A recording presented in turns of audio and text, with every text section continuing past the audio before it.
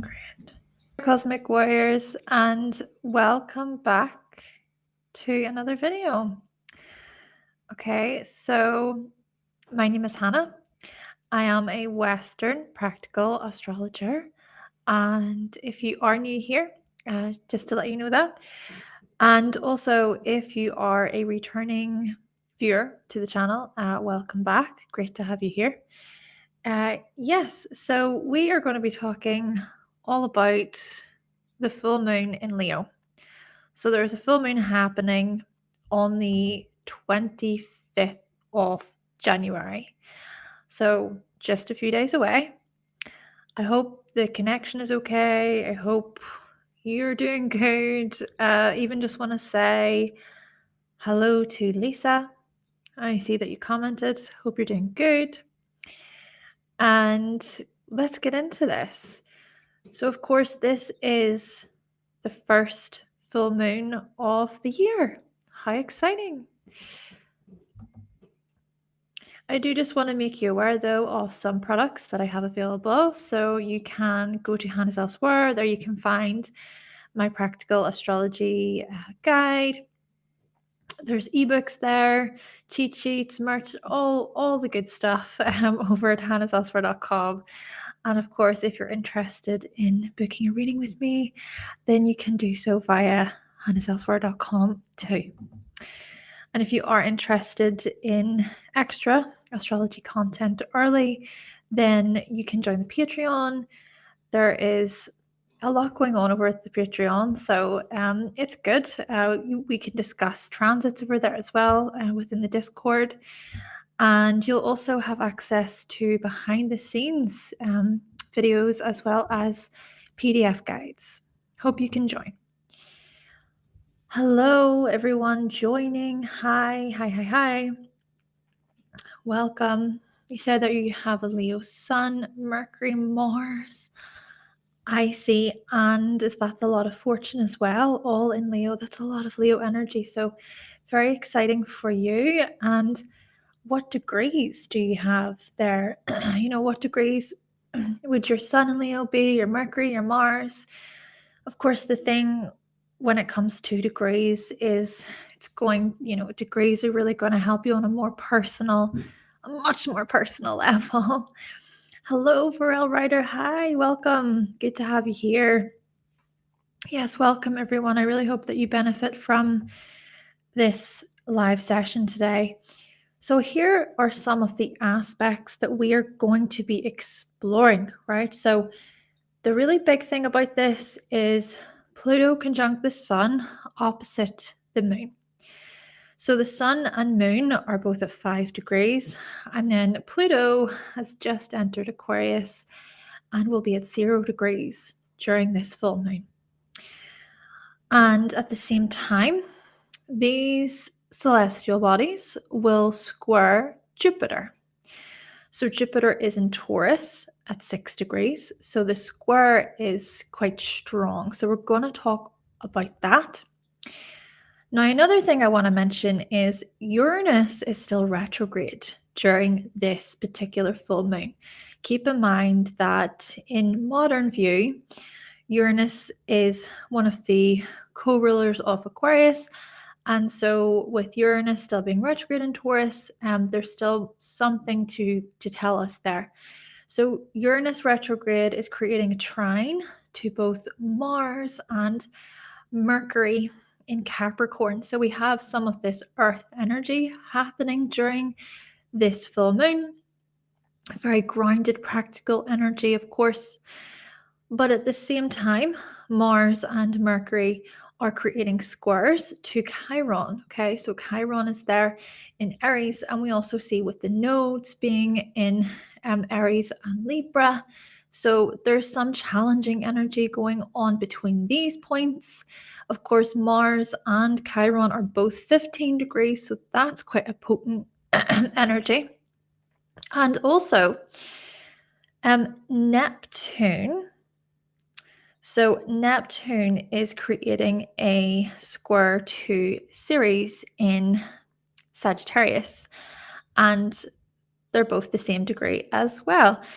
We have been noticing these shifts here to do with the Sagittarius planets, of course, because what we saw we have experienced throughout the past while. For example, we had Mars square Neptune, we had Mercury square Neptune.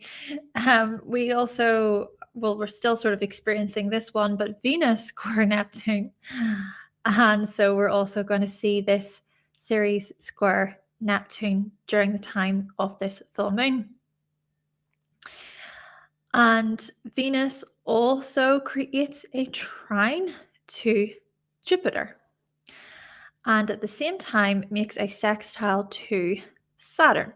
And then Saturn and Jupiter are creating sextiles. So this energy, I feel, is quite supportive energy, which we will get into. And then the last sort of major area we're going to be looking at is how the North Node is conjunct Chiron there.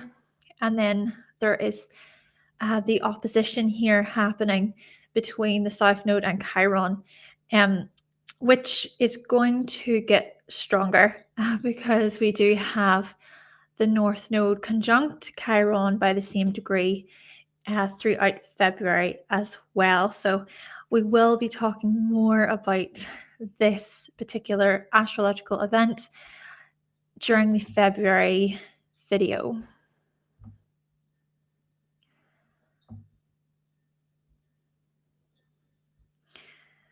Pharrell Writer, you said you would love to know what I think of someone having this full moon conjunct their natal moon.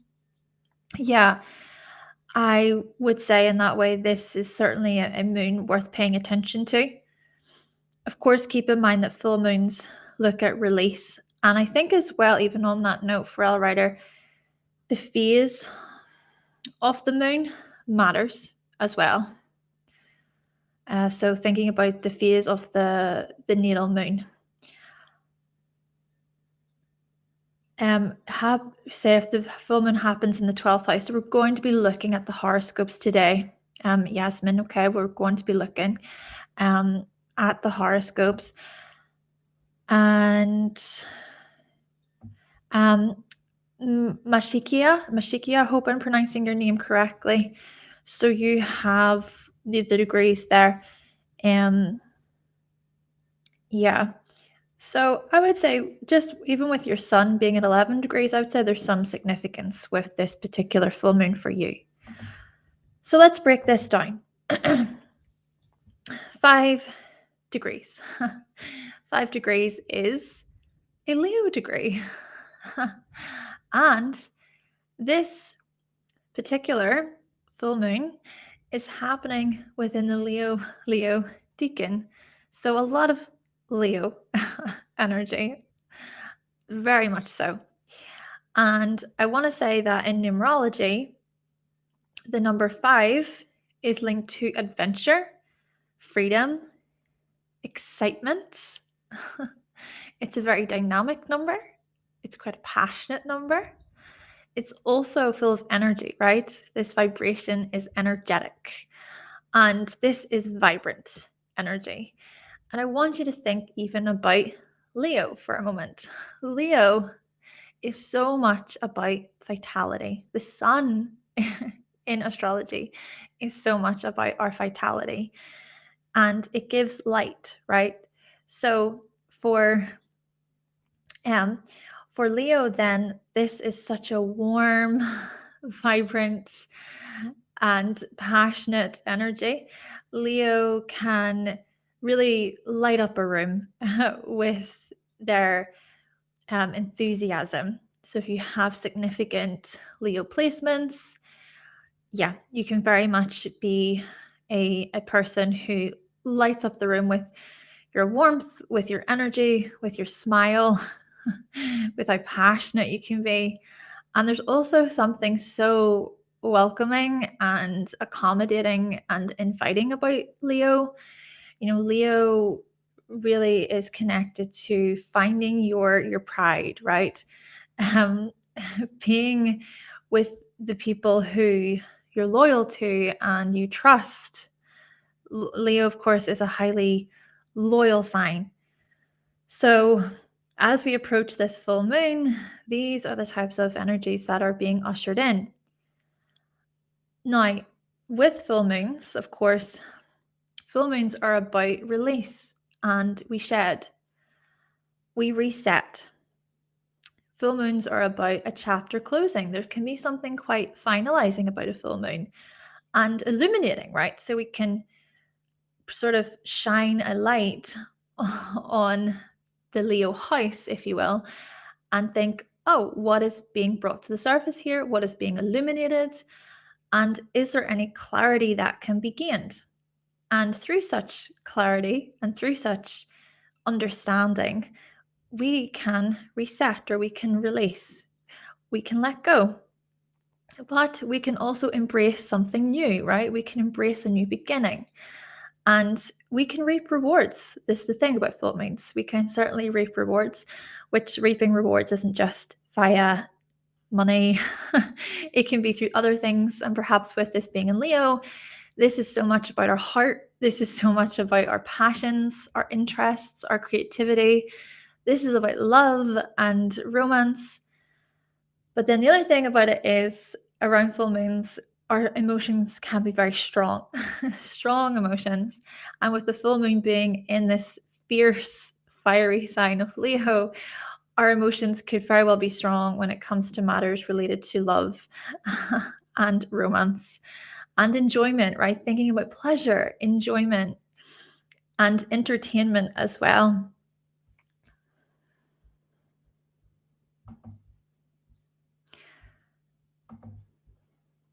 Okay, so let's now get into these areas. Happy birthday to you, Lavish. Happy birthday. Ooh, awesome. Hope you're having a great day today. Pharrell Reddy said, it's a waxing quarter moon. Interesting. And so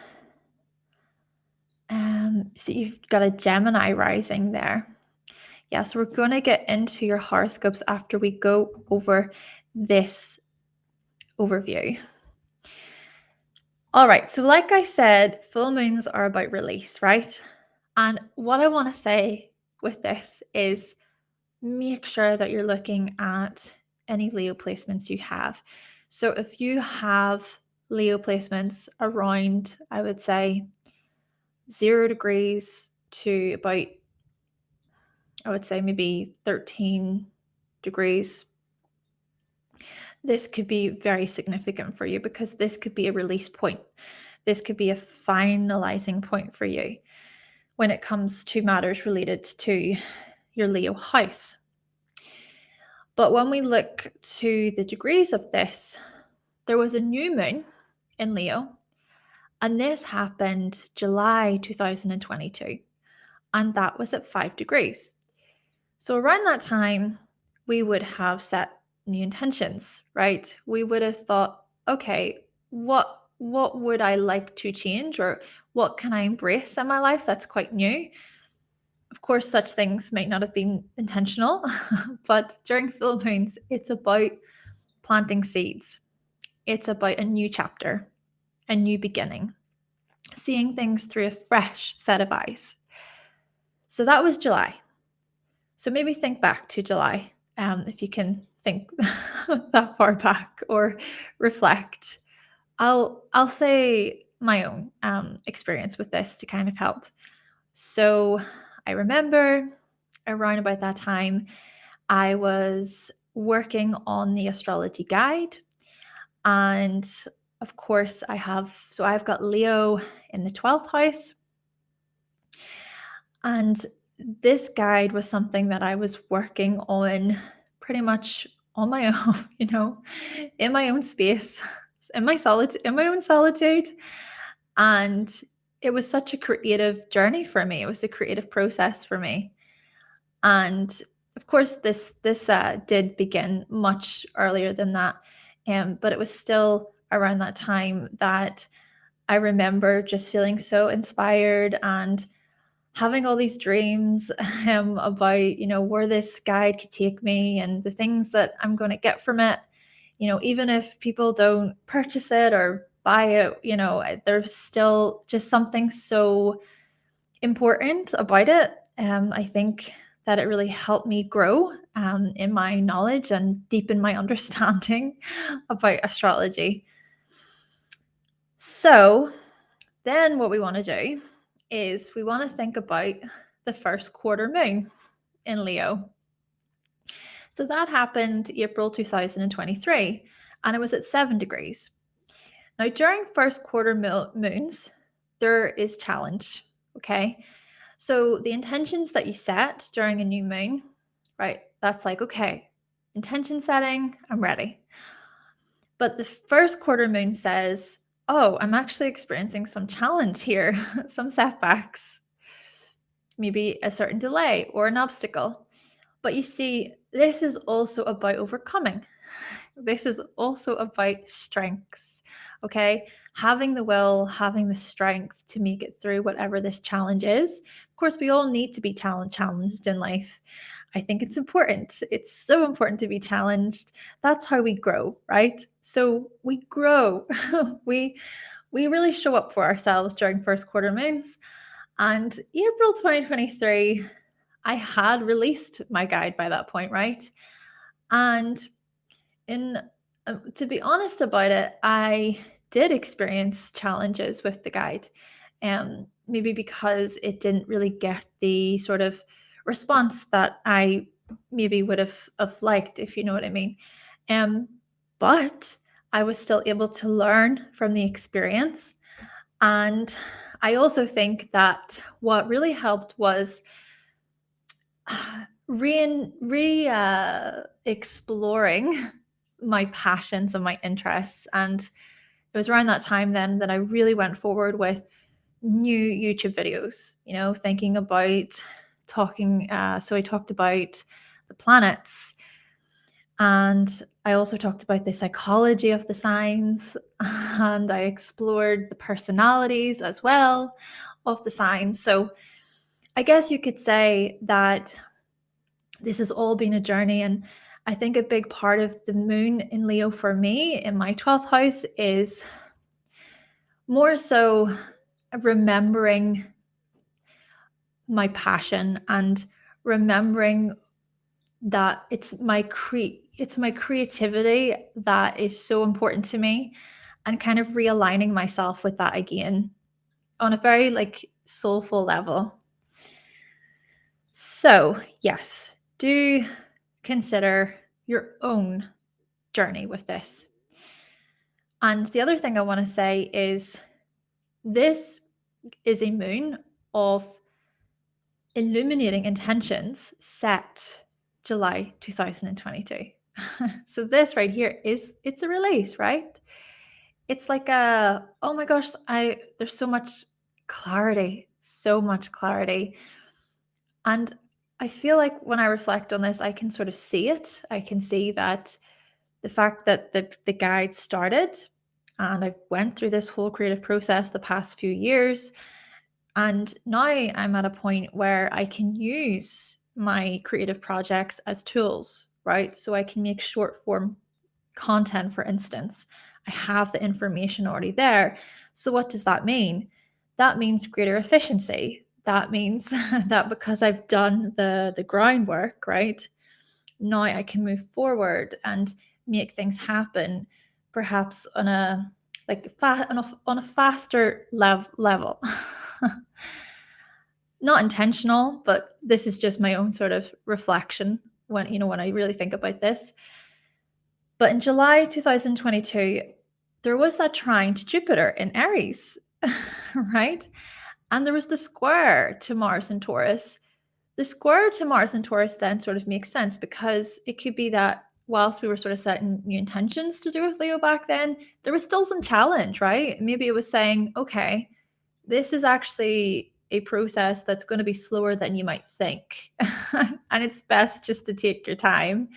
But the trine to Jupiter in Aries was still full of excitement, excitement, and having this real urge and this push to want to make things happen, to want to lead the way, right? So try to think about July 2022. And this is why I always recommend having a moon journal, just to even track what happens for you during new moons, full moons, first quarter moons, and last quarter moons.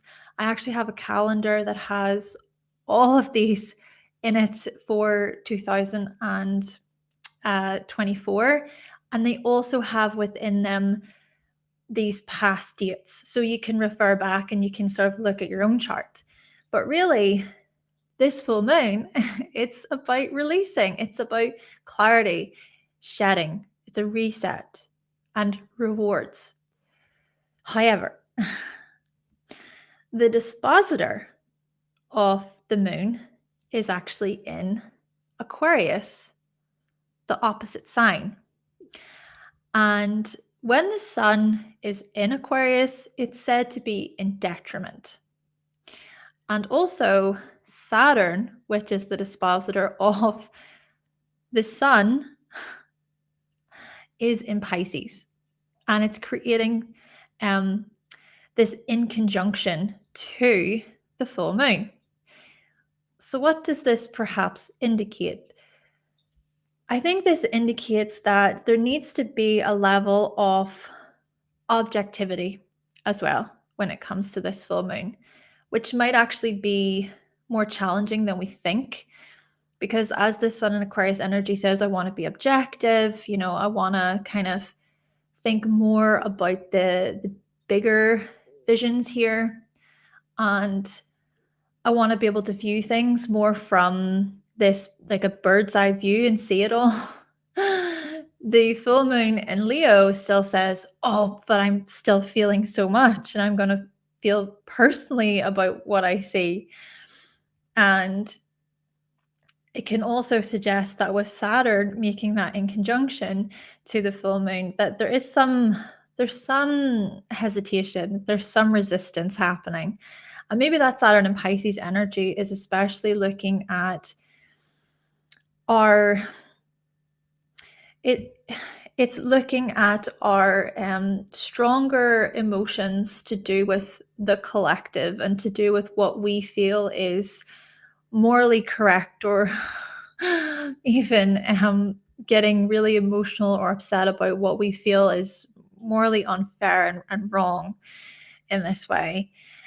And of course, with Saturn being in Pisces, so much has already been ushered in to do with our emotional maturity, to do with solidifying our dreams, and also thinking about bringing structure, like bringing form to our visions in this way. And also having healthy boundaries when it comes to rest, when it comes to sleep, etc. But I feel like this is a full moon. This is what we're going to get into, but it's an intense full moon. It is. It's a full moon that's going to pack a punch. And the reason why I say this is because Sun is conjunct Pluto as well, opposite. So Pluto, of course, looks at the unconscious, our shadow. Pluto is linked to the god of the underworld, and Pluto can go to extremes, very much so. So we're going to have, well, we're currently experiencing this Pluto Sun conjunction right now, and I do sort of wonder what has come up for you in terms of this jolt. Like, to me, it just feels like a really jolting energy. And the way I described it in a recent horoscope was as if we're being plugged into this socket, and there's just these electric currents just vibrating through us. So there is this, I suppose, this exuberance right now, this like, a lot of people are talking about, they're excited about Pluto in Aquarius and all of the futuristic stuff and humanity and how things are going to change. But then you also get people who are not so excited, and if anything, they're overwhelmed and they're scared and they're like, oh, what's going to happen? I don't know. So it's this I think this is a full moon that's sort of easing us into the next 20 years. Though I say easing us in, maybe it's not so easy. Of course, the moon in Leo. So when there is a full moon in Leo, and this happens once a year on average, right? So when there's a full moon in Leo, this automatically means that Pluto is going to be in Aquarius opposite for the next 20 years. This may not be by aspect or, degree necessarily for the next 20 years, but that sort of back and forth, the axis there being activated, I feel is going to say that, okay, every year for the next 20 years, these themes, these patterns that I'm about to talk about here, they're going to keep coming up, coming up, coming up. And the other thing about it is we're also going to notice this on perhaps a smaller scale every month. Of course, you think about the moon. So the moon, it takes on average 28, 29 days for the moon to go through its phases, right? To make its circuit from new to new, new to new, new to new, new to new, new to new. You know what I mean? But yes, the phases there. Basically, another way to put this is for the moon to orbit the Earth. But then, so with that being said, this means that what we're going to experience on average every month is the moon opposite Pluto. The moon being in Leo and then Pluto being in Aquarius. We experience this opposition between Capricorn and Cancer for the last 16 years. And yes, there's still a little dip of Pluto re-entering Capricorn from September until November. So that's going to happen. So there's a couple more of those to come with that opposition. But basically all of this is to say that yes, there's going to be this trigger point within your Libra Aquarius axis in your chart every year. Or every month, sorry. There's the trigger point every month for the next 20 years or so. So to talk about this full moon though, I think this is about us addressing our shadow and our unconscious. So our unconscious drives, our unconscious motivations when it comes to the likes of authenticity, our individuality, our self-expression, and dignity as well. Our dignity, how dignified are we? And I think this is going to further, and I'm just being honest here, I think that these oppositions are going to further intensify the dating world over the next 20 years. And to me, and this is just my own observation, noticing just the extremes and the conflict that's happening here when it comes to dating and relationships right now, it's so extreme. I just think that with the oppositions the way they are, I think things are going to intensify, and I think that perhaps it could very well lead to things going so far that things need to collapse, right? Things, not necessarily that they need to, but they will. It could just get to a breaking point. I always think of Pluto as a climax, right? So Pluto sort of sits beneath the surface in the psyche, in the unconscious, right? And what happens is like things start to intensify and build and build and build and build. And then there's just there's like a climax.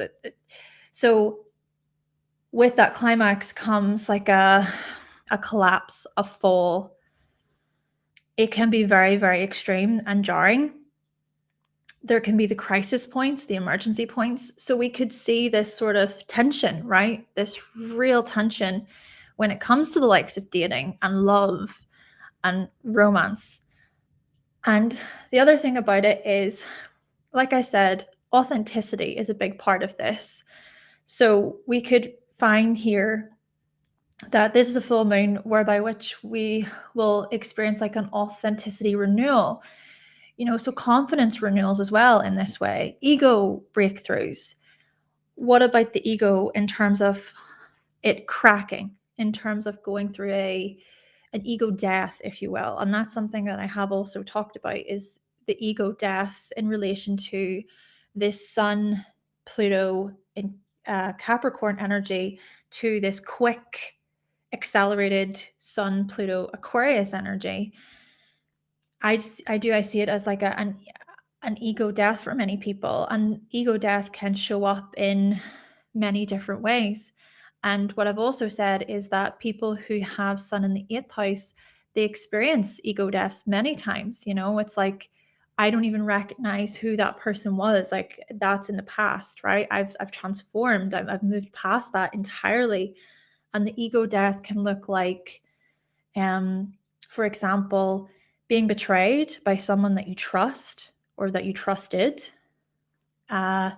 Also, experiencing a divorce, losing your house, losing your job, the ending even of a friendship that you thought was really based on something special and trustworthy.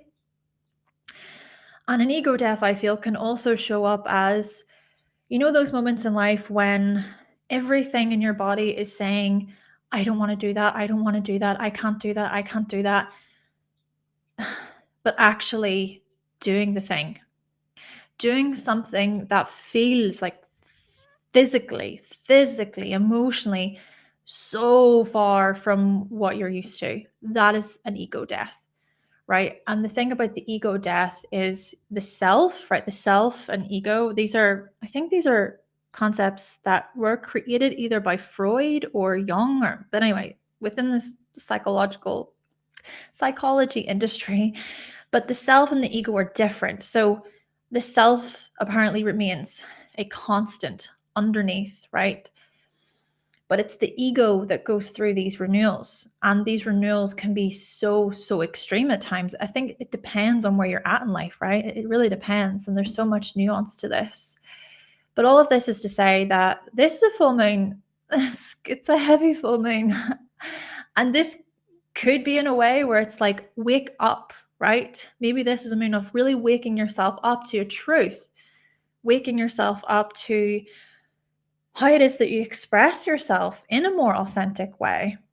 Or maybe this is about so many people really cultivating their confidence in such a way where it's like, I can't believe I felt that way before. I couldn't see my worth, or I couldn't see that I had the ability back then. But this is a full moon that says, you can do this. Okay. And of course, this confidence doesn't necessarily have to be where it's out in the open, right? Of course, the moon within itself is this inner part of us.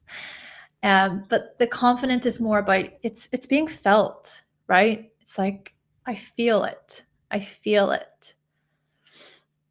Even just for an example, I know for myself, whenever I feel really nervous or anxious, I can speak so quickly. And then I get really carried away. But whenever I'm feeling calm and I'm feeling more sort of secure and settled, I'm able to slow down a lot better. Then again, maybe Mercury being in Capricorn right now, along with Mars, has helped with this. Still, confidence, I think. Confidence renewals.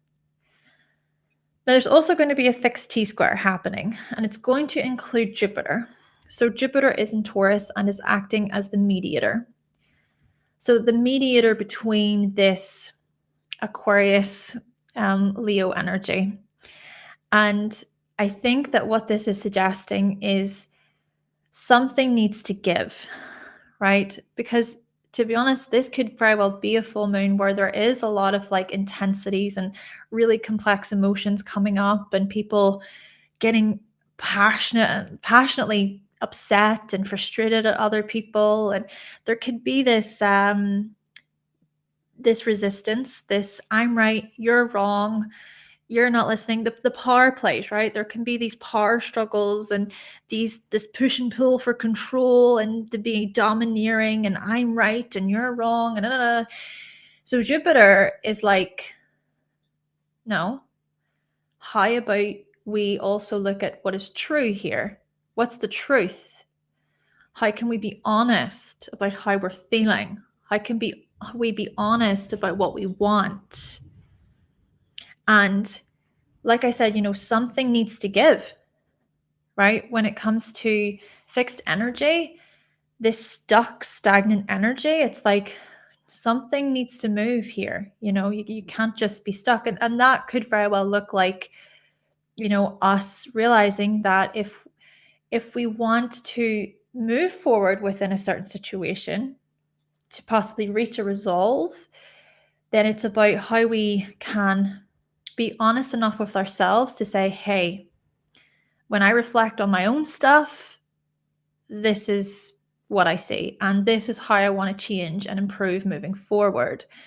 This is very much a full moon, I think, of evolution, but it's not, of course, it's not just like on the day, I'm evolving straight away. It's more like it's a slow movement. Consider how Pluto has just entered Aquarius. Like I said, Pluto will re-enter Capricorn September to November, but by the end of the year, Pluto will be in Aquarius, and then there's gonna be this slow moving energy for the next 20 years. And I think it's like little by little, it's like tune it more, finely tune it. And perhaps this is where we're really going to see these new sort of layers, right? It's like the snake, right? The snake that sheds its skin so that it needs to shed that skin because it's growing into another sort of bigger version of itself, a newer version of itself. And that is Pluto energy, right? That's very much how it shows up in terms of it's time to move on, right? You've outgrown this chapter. You've outgrown this part of your life. And maybe Jupiter as this mediator is sort of communicating, just don't let your pride get in the way. Don't let the ego get in the way, Try and reach higher. Reach further. Reach higher. And do it as well because there's so much value there. There's so much reward up there. There's so much reward that lies ahead whenever we let go of these ego defenses. Of course, we still need the ego, okay? The ego is what keeps us safe. The ego is what keeps us protected. The ego is very much also tied to, our identity within itself. But it's the defenses, right? And this is what we could see. It's like these defenses become really very, very intense. So Jupiter in Taurus says, slow it down, okay? Pace yourself, ground yourself, but reach for something higher. And this is also where you're going to see so much reward and beauty beyond the horizon. Saturn's also going to sextile Jupiter and Venus. And of course, Jupiter is one of the dispositors of Saturn. So with Saturn sextile, so we've got Saturn sextile Jupiter, and then Jupiter also creating that trine to Venus, and then Venus also creating that sextile to Saturn. Yeah, to me, this is just very supportive energy. I think especially with Venus trine Jupiter, that's a really beautiful, harmonious, affectionate energy. And I think that this is going to assist us when it comes to this whole idea, like I'm saying, about reaching higher. I think that Venus and Capricorn energy is going to help us realize, okay, this is about integrity. This is about my integrity. This is about my self-respect. This is about me showing respect toward other people. This is about me valuing the things that I really want to achieve in life. But it's really about building steadily with other people and being involved as part of this larger larger plan, right? Seeing that we're going to slowly see these results. And do keep in mind that we have just left Capricorn season. So the sun was in Capricorn there. And then we also have Mercury and Mars also in Capricorn. So already what has been ushered in are these, these big realizations and intentions to do with the things that we want to build. I mean, Pluto has left Capricorn. And like I said, yes, there's still going to be that dip back in. But from now until September, it's like Pluto's not in there right now. So kind of think about what has been left behind within your Capricorn house, and then consider what it is that you're sort of building again. How are things building for you? But Venus in Capricorn is going to add beauty and aesthetic and pleasure and desire and resources. We could very well see progress here, a real big rewards and progress when it comes to finances and our resources. But I think a big part of it is Saturn. Of course, Venus is in a Saturn ruled sign. The big part of it is discipline. A big part of it is follow through, right? Commitment. And like I said, integrity is a big theme here coming through during this full moon. So Mars and Mercury will square Chiron and the nodes. So to me, this says energy and ambitions are challenged by self-doubt and insecurity to do with asserting ourselves. This is quite an important one, because I think that this is actually pointing toward where there can be real resistance and challenge, especially with Chiron square Mars. I mean, we did experience the Chiron square the sun, and that was a couple of weeks ago. And that, for me personally, I did feel like a lot of self-doubt. I was like, oh my gosh, so much self-doubt. I don't know if I can do this. And I think what I had to kind of do was realize, no, regulate, no. Just because you feel this way doesn't mean that such and such is true. Maybe a bit of Mercury square Neptune also played a role with, delusional thoughts and stuff like that around that time. But Mars square Chiron, I think it's looking at any sort of issues that we have to do with initiating, to do with asserting ourselves. We're even going to see that more of this energy is going to come up with the Chiron North Node conjunction, which, it's getting stronger. But you see, with the North Node within itself, of course, Mars is the dispositor of this Aries energy. With the North Node being in Aries within itself, this is saying, push. Push yourself, right? You can do this. You can do this. You have what it takes. Especially consider with Mars and Capricorn, what it's saying is, look at the results. Look at the evidence. Look at what you've built. Look at what you've overcome. Look at how far you've come. And you're not just going to give up now. This could be a day where it's like, I give up. I can't do this anymore, right? And of course, relate that to whatever's, is relevant for you. But it still says, no, we're not going to have that attitude, actually. We're not going to have this punishing Capricorn attitude that's so self-defeating. What we're going to do is we're going to try and switch things around. We're going to have a different mindset. Frustration and tension, likely. But you see, 15 degrees is a Gemini degree, and Mercury is at 14 degrees, and it's part of this. So what is this saying? Talk about it. Talk about these fears. Talk about your insecurities. Talk about any past sort of wounds that you have or rejections that you've experienced in the past, right? That may be limiting your view or blocking you in some way. Could be with friends, for example, could be by journaling. I mean, this could even be having a real necessary chat with your manager, with your boss about a situation that is actually truly concerning to you. It's like, I need to be mature here. I want to have a discussion about this. And of course, there is the cardinal T-square happening, right? Which includes the nodes.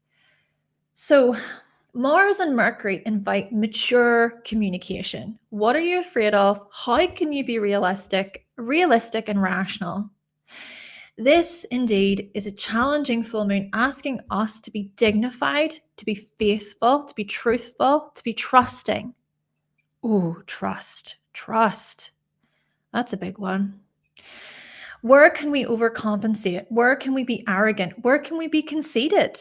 That's the other thing about it with the moon being in Leo, right? It's like, be honest with yourself. And Jupiter trine Capricorn. So, of course, with Jupiter making that trine to Venus, get yourself in order and take care of business.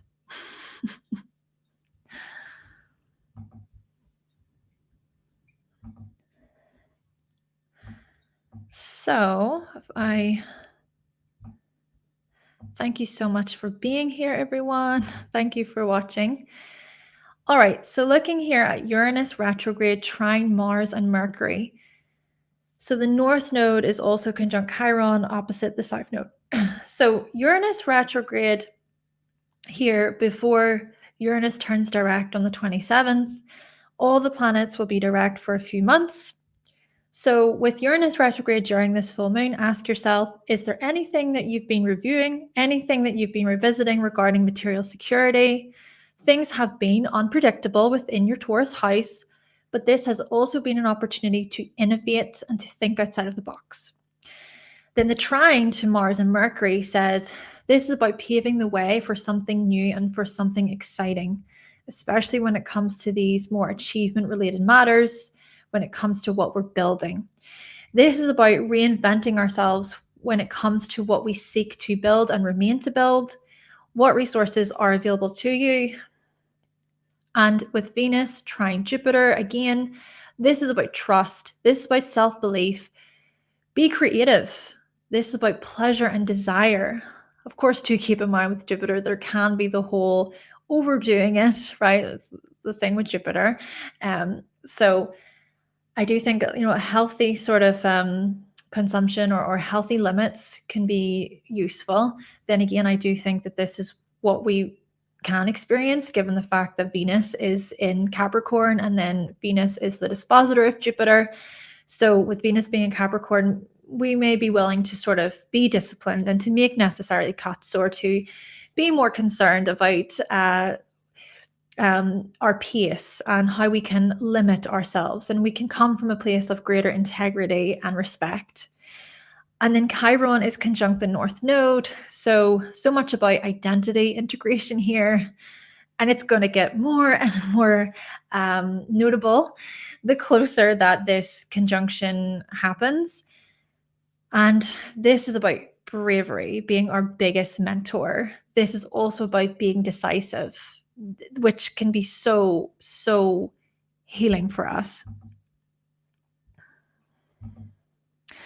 Okay, so we're going to move on to your horoscopes now. Thank you so much for being here, everyone. Hello, hi, everyone. Hi, blue skies. Hello, hi, everyone. Welcome. Okay, so we're going to move on to your horoscopes.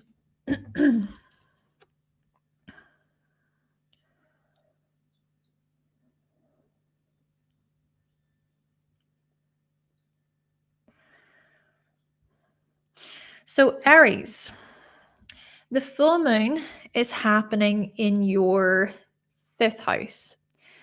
And then the Sun and Pluto are creating a conjunction in your 11th house. And then we see here that Jupiter is in Taurus in your 2nd house. So this, of course, is this fixed T-square in your chart. And so with Sun-Pluto, the Sun-Pluto conjunction, what's being ushered in for you, Aries, are these shifts in consciousness and these energetic transformations to do with the groups that you're a part of, to do with teams, you're a part of and communities as well that you're a part of. So we could very well notice here that what you feel deep down about your communities and teams is that there's going to be transformation, and you can sense it. Like, you can sense that there are big shifts up ahead. And I also think that this is pointing toward these major transitions to do with your hopes and wishes for the future. You think about how Aries, you have Aquarius in the 11th house, and you're someone who you like to be a part of the mission, right? You like to be a part of the cause, and you want to be part of something that's bigger than yourself.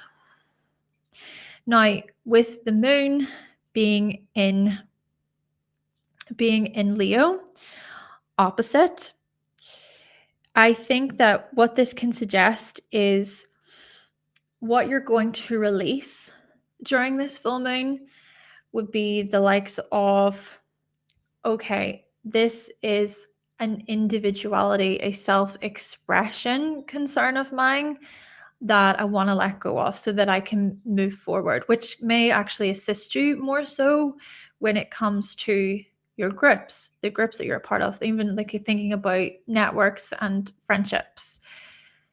And you may also gain much clarity to do with your creativity, to do with any art projects that you're working on, even thinking about this shining a light on and bringing clarity to romance and love and connection. Now, with this being said, of course, there can also be the facing your shadow when it comes to love and romance and your individuality. There's something about the shadow coming up, your unconscious drives and motivations.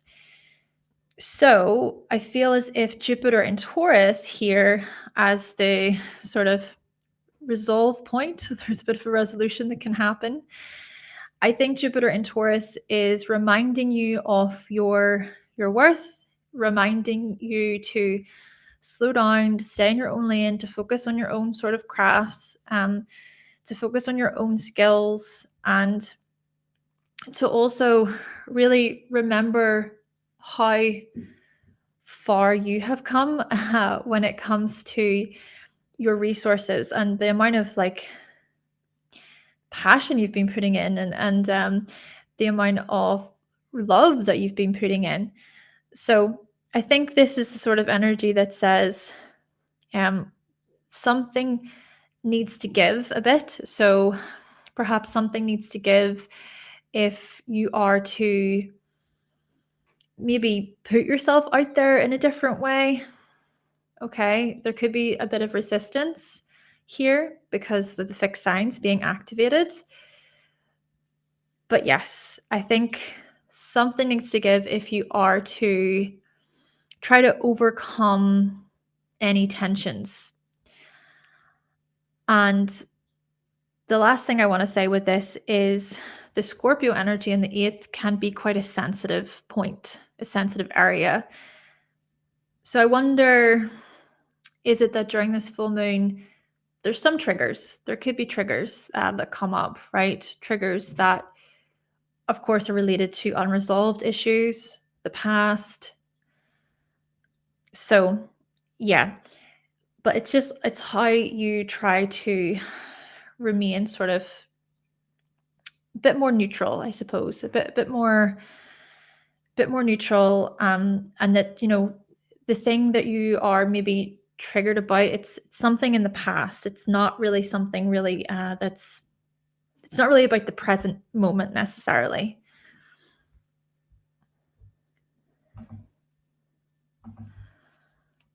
Okay. Going to move on to Taurus now.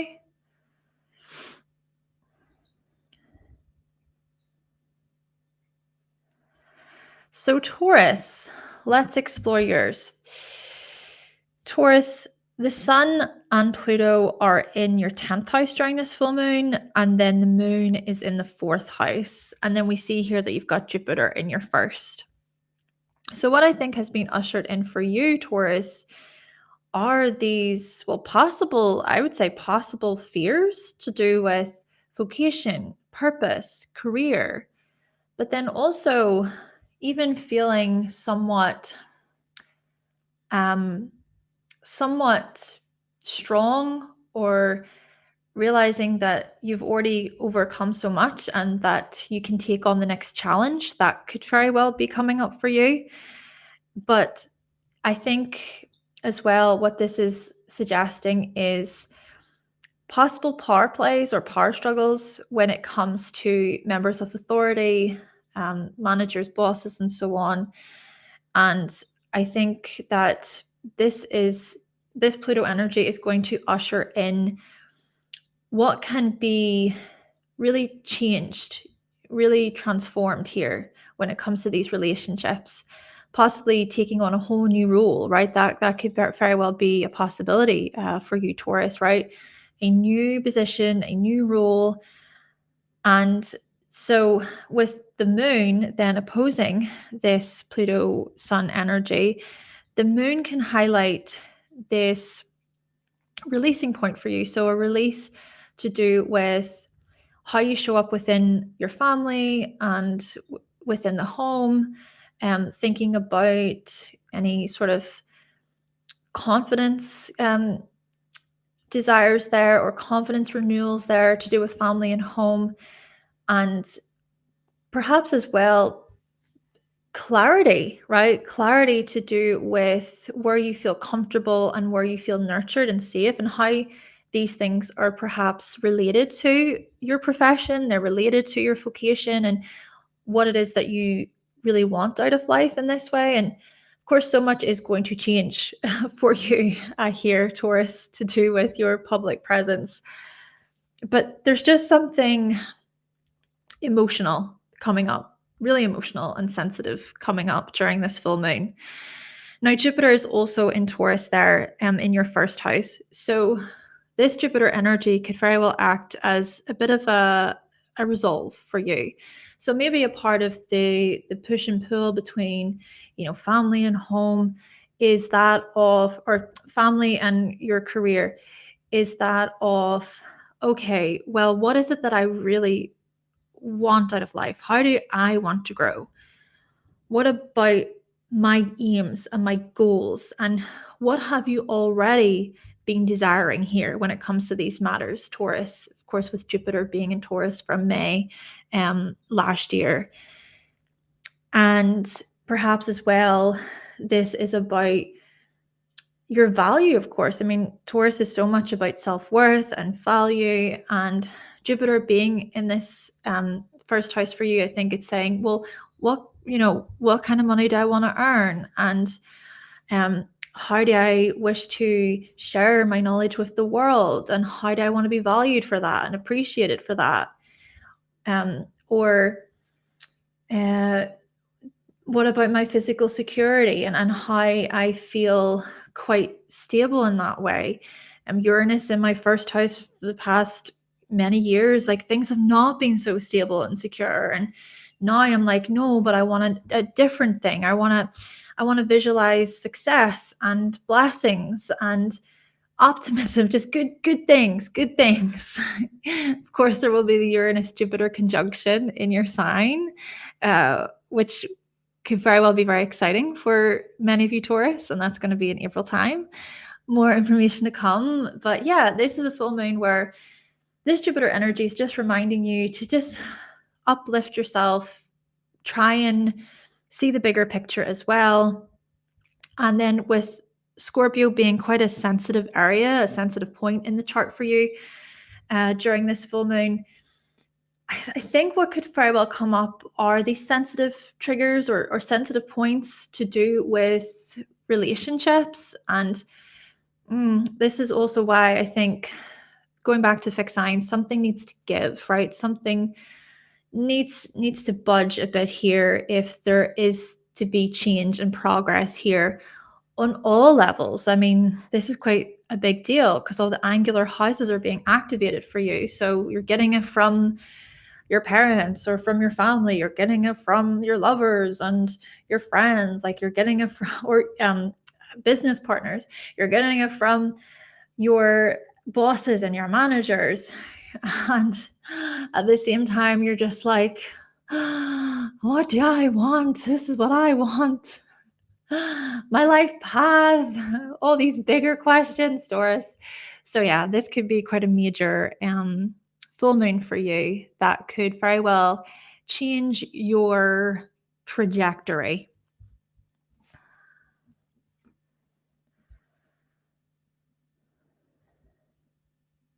Okay. Just give me a moment while I change a couple things.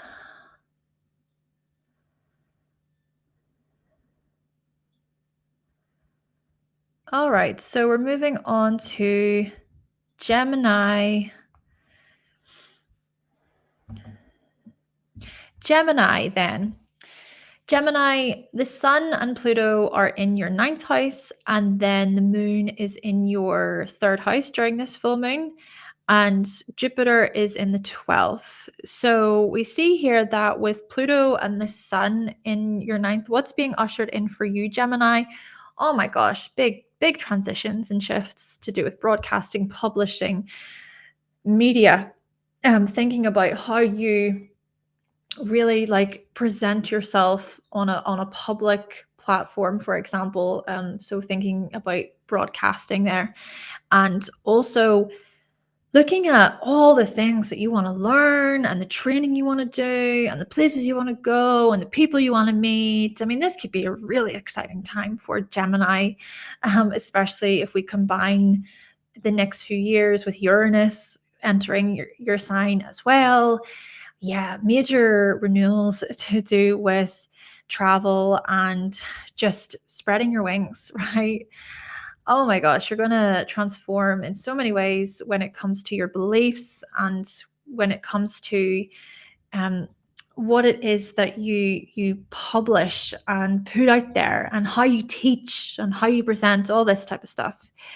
Now, with the moon making that opposition then to this Gemini energy, the moon in Leo, I think, acts as a releasing point where perhaps what you're going to release during this full moon are any like thoughts that you have to do with confidence and self-assurance. Maybe this is a really inspiring full moon for Gemini. It's like, no, but I have what it takes, and I feel so good about this. I feel excited. There's this excitement. There is this curiosity. There's this passion in your voice and how you speak. So this could be a full moon where things just are so clear. It's so clear. It's so evident. It's things just come to you, and it's like, yes, I know the decision that I want to make, and I know what it is that I need to do next. And at the same time, there can also be some shadow stuff coming up, right? So the whole shadow stuff to do with Pluto, and possibly, thinking about how that shows up when it comes to siblings, when it comes to cousins, when it comes to your local environment, thinking about your local neighborhood, your sort of everyday commute, this type of stuff. So there could be some resistance there or some sort of power struggles happening as well that may keep you back from the results that you're really, really seeking, for instance.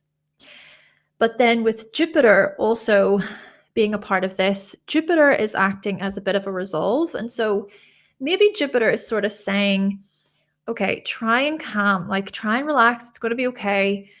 Just because things may not be going exactly the way you want right now, it doesn't mean that things will be like that forever, And Jupiter as well may also be communicating a little bit of relaxation as well, right? Relaxation. Maybe this could even turn up or show up as this communication battle or this like argumentative part of it, where there's the whole, these are my beliefs and these are my views and these are my opinions. Well, are they backed up by facts? Are they backed up by such and such? What did you say and who said this? Just it could be quite, especially with fixed signs. So maybe Jupiter in Taurus is saying, just, you know what, you don't need to be involved in the drama. You don't need to be involved in that pettiness. Just try and focus on your own peace. And what I also want to say with this is the Scorpio energy can be a bit of a sensitive area too. So I'm wondering, is a lot of this stuff perhaps to do with work or coworkers, or maybe thinking about your daily routines and how things are playing out there? It's like it's hard to sort of fit everything in, or maybe it's just overwhelming. There's just a lot going on. But this is the thing about this fixed energy. Something does need to budge. Something does need to give if things are to be a lot more free flowing. And I know for you, Gemini, you like to freedom, a bit of freedom. You don't really like feeling, like this is the set way and you need to do it like this over and over and over. There needs to be a little bit of wiggle room, right? Hi, Teresa, welcome. Okay, so we're going to move on to Cancer now.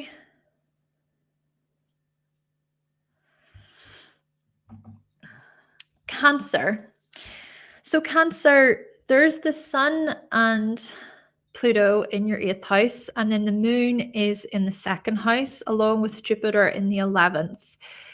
So what's being ushered in for Cancerians? Oh my goodness, very exciting indeed, or perhaps scary for some Cancerians, because with, of course, Pluto being in the 8th house, it's like, oh my gosh, transformation overload, transformation overdrive. It just says there's gonna be much change coming up for Cancerians on this deeply psychological level. And perhaps as well thinking about your intimate bonds, thinking about trust and commitment as well. So major renewals to do with these areas. And the other thing I just want to say, Cancer, is the 8th house can look at loss, right? It can look at loss, and this doesn't necessarily have to be loss through a death. Of course it can be, but it can be lost through other ways, by other means. So I'm saying this, and I think just that this is really going to be quite a bumpy ride for Cancerians. But also looking at the phoenix, right? This whole notion of the phoenix rising from the ashes, looking at empowerment, looking at your resilience and your strength, Cancer. Of course, I mean, Cancerians, you're so tenacious. You're so determined. You're these cardinal water signs, and you know how to like protect yourself.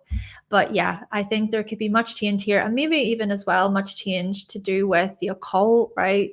To do with the likes of astrology, to do with witchcraft, or whatever sort of occult like study or practice you're into. So yes, there could be much innovation happening for you, Cancer. But of course, with the moon being opposite this full moon, I think what this is suggesting is there's a release here, right, to do with any sort of concerns regarding self-worth, like thinking about how self-worth and confidence, how they can be quite linked, or perhaps even in your case, it's like you really want to you want to show this warmth and this generosity toward others, and it's seen. I think Cancerians, you're so good at just making other people feel like they're welcomed in, right? That they're a part of the pride, and you may value these qualities about yourself. But still, this is a full moon that could very well highlight just shedding when it comes to these areas, letting go when it comes to these areas, maybe because it's like, no, I want to reinvent myself. I want to change. There's a renewal that I'm ready for, but there's other things to do with my self-worth that I need to let go of. And also clarity, perhaps, to do with your resources and your materials, right? There could be some major moment, a shift, a release to do with your physical security. And it is interesting because with Leo in the second house, you do typically take on roles where you're the leader, or you're the authority, or you're seen, right? You're seen, you're recognized by others, but you do it so well. And with Jupiter also making this square to these planets, of course, Jupiter can act as a bit of a resolve. So maybe what this can also signify would be the shadow stuff regarding, right, like I was saying, regarding self-worth, regarding your resources, right? And thinking about as well the ways in which you earn money. But Jupiter in the 11th is maybe saying, you know what? There's actually so much support there within your communities and within your teams. The 11th house actually can look at gains that we receive from others. So there could be some sort of financial gain or knowledge gain or gain related to acceptance or love or appreciation, right? Feeling valued basically within your community, feeling valued when it comes to your team. So this Jupiter energy could perhaps be a bit of a resolve where it's like, actually, do you know what? People do recognize me. People do see my worth, and I feel supported by other people, by the larger audience, by the group. And what I also want to say is Scorpio is a sensitive area within the chart. So looking at the 5th house, oh my gosh, it's kind of just all feeds into the same thing. But yeah, the Scorpio 5th house energy could be where, oh my gosh, like there is that sensitivity, right? There is that intense feeling, these emotional complexes to do with your individuality and how you express yourself. So some of these, these big emotions could very well be felt underneath during this full moon. But remember, support, ground yourself. Okay, so we're going to move on to Leo.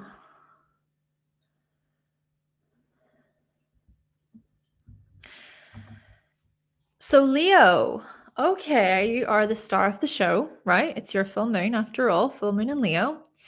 So there's a lot going on for you, Leo. You've got the sun and Pluto in the 7th, and then the full moon is in your 1st, and then we have Jupiter in the 10th. So we're noticing these angular house activations for you. Right.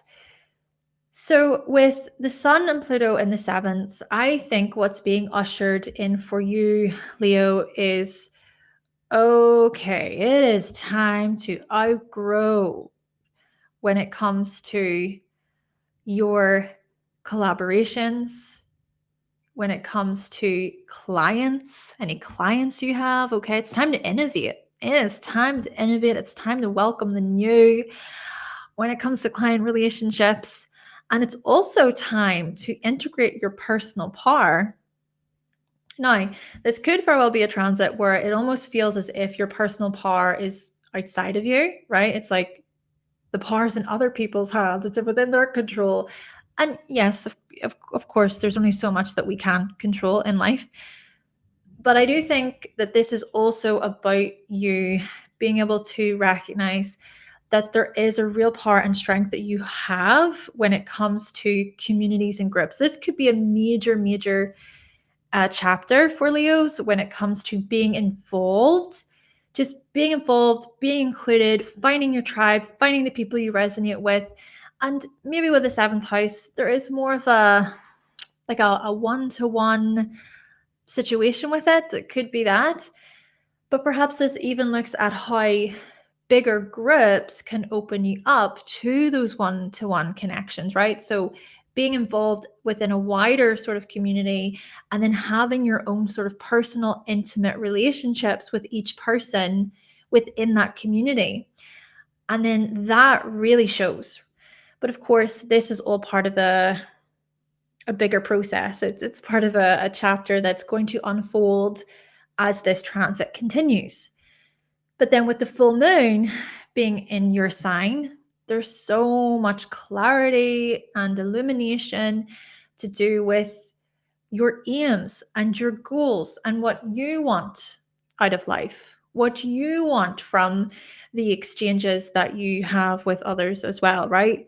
So I think that this is a real big push, right? This to me just feels like a big push for many Leos, like having the courage and the strength and the will to begin to move outward. And you're very much about this, Leo. You come from the heart, right? This is a full moon that is about the heart space, okay? Because it's like I'm coming from the heart, and I have courage in this, and there is this courage and this bravery too, to like follow your heart, right? I'm courageous enough to follow my heart here. So this could be a full moon where there's perhaps some releasing too, right? Releasing matters, releasing things to do with such matters as well. That could very well be a thing. Maybe because of like, oh, any issues to do with confidence, any issues to do with self-assurance, thinking about the ego as well. What can you shed? What can you let go of when it comes to such matters too? And I also want to mention that there could be some shadow stuff coming up, right? So thinking about even how, especially with Pluto in the seventh, this could show up as power struggles or power plays when it comes to relationships, right?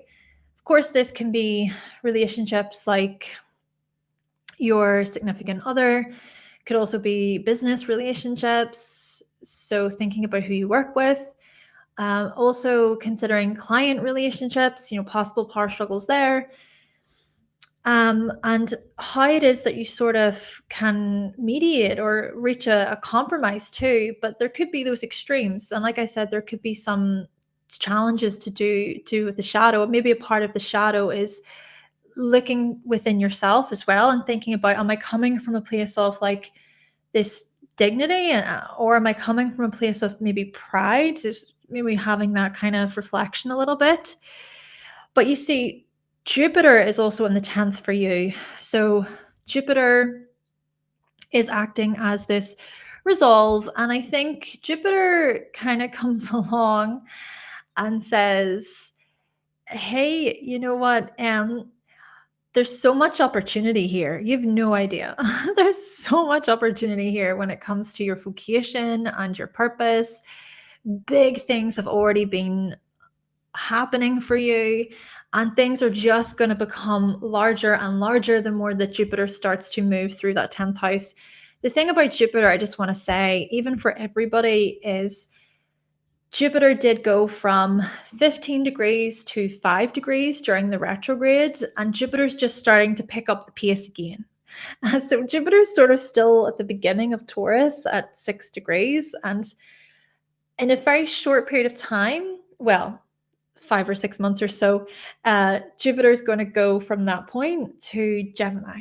So yeah, remember, Leo, that 10th house Jupiter is like, oh my gosh, the rewards, the opportunities, the doors just opening. And maybe it's just about recognizing that and just kind of keeping the faith in that too. And that self-belief piece as well to do with these matters. So yeah, Jupiter could assist you there. But then again, Scorpio is a sensitive area, right? Scorpio shows up in the 4th house there as a very sensitive point. And, maybe this sort of back and forth between you and other people could maybe be coming from or stemming from something really very deep and psychological, related to family situations, past family situations that some may have been resolved, others not so much. Okay, so we're moving on to Virgo.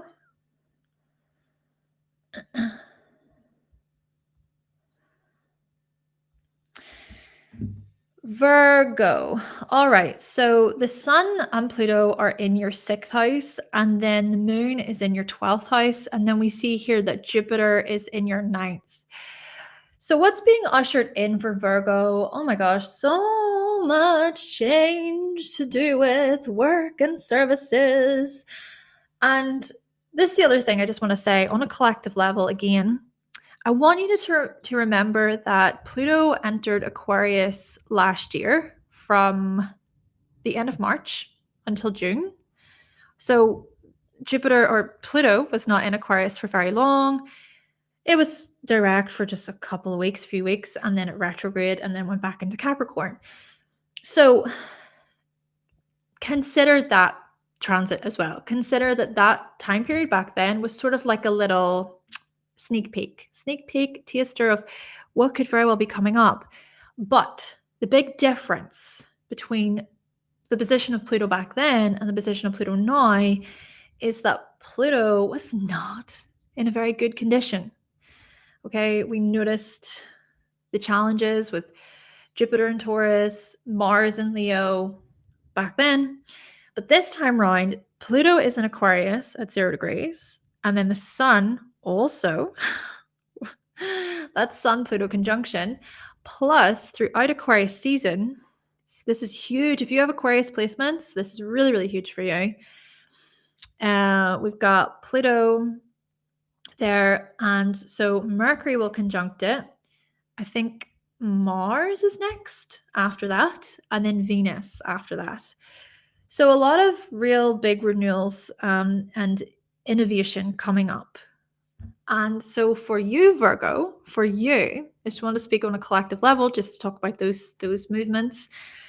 But Virgo, I just think that this is looking at how much you're going to grow. You're going to outgrow matters related to your services, your health, your everyday. It's like you're reinventing yourself, okay? You're reinventing yourself as a coworker, as someone who exercises, as someone who takes care of your body.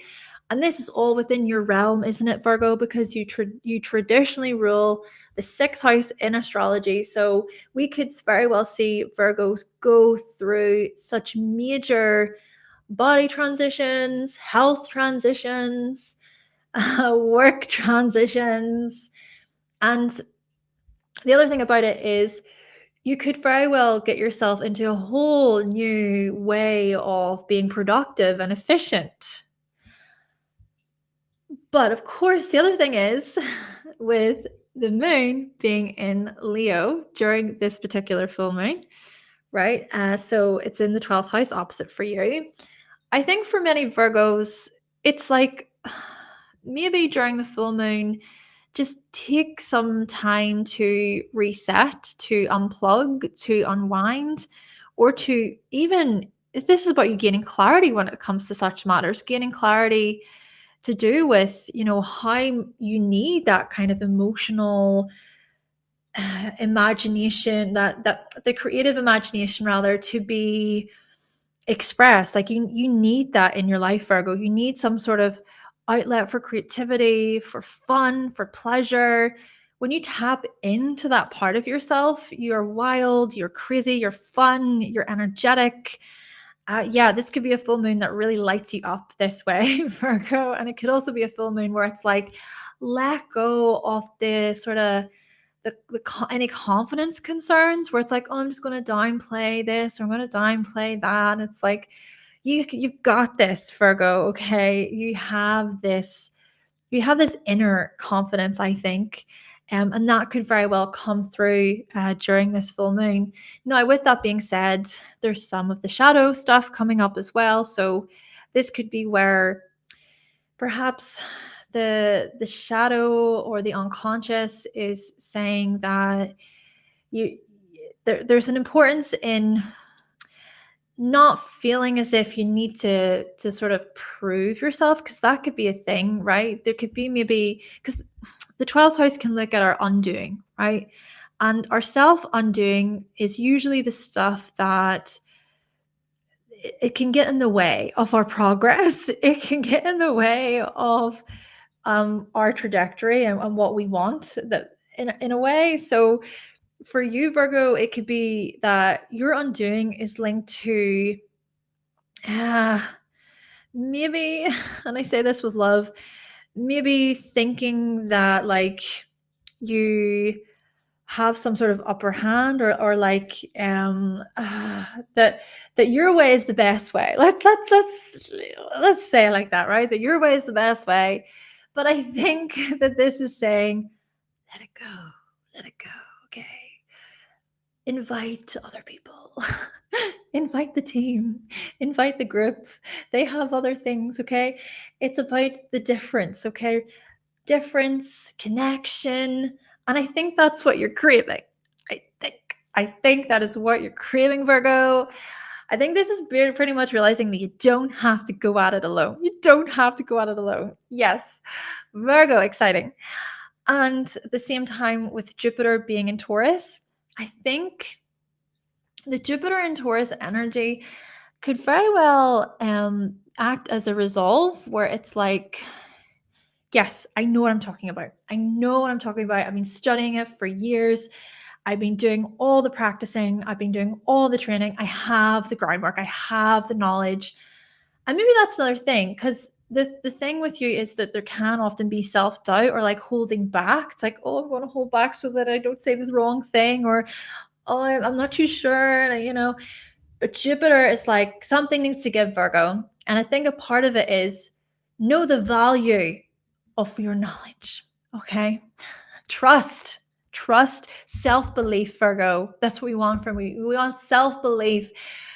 We want people to know your message, Virgo, but we also want you to be able to collaborate with other people and realize that their own sort of views and opinions can be so rewarding. But then the sensitive point for you, Virgo, is Scorpio in the third house. Scorpio in the third house, over exaggerating things, or how do I say this? Paranoia, going to extremes, worrying excessively about stuff, reading too deeply into things that do not need to be thought about too much. So this sensitive point could be, it could be quite the, I think it could help you with the other stuff going on, right? And perhaps there can be some sort of a release as well, like a transformation, if you will, happening for you there. So we're going to move on to Libra. Thank you so much for being here, everyone. So Libra. So the full moon is going to happen in your 11th house. And then we have the Sun and Pluto also in the 5th house. And then Jupiter is in the 8th house. So what's being ushered in for many Libras here? Oh my gosh, this is like reinventing your individuality, inventing your self-expression. This is about creativity makeover for Libra, major creativity makeover, possibly as well. Really innovating yourself, looking at innovation when it comes to entertainment, enjoyment, whether that be you entertaining others or the types of things that you entertain yourself with. This is also major transitions to do with your romantic relationships and partnerships. I mean, woo, wow, fun. Oh, the 5th house is fun, right? So this could be such intensities to do with fun and enjoyment. I mean, as someone with a Virgo rising, Pluto transiting the 5th house, I think it certainly did come with its fun, exciting highs as well. When it came to like creativity and enjoyment and stuff, I feel like I really pushed a lot of creative projects out, let's just say. So it's your turn, Libra, with Pluto in the 5th house. Okay. And what I also want to say with this is, with the moon being in the 11th house for you, Libra, this full moon in the 11th, I think this is looking at the clarity that you're going to gain from your group involvements, from the teams you're a part of, maybe sort of realizing like what type of group do you want to be involved with, and who do you align with, and who's authentic, and who do you connect with more on that heartfelt level.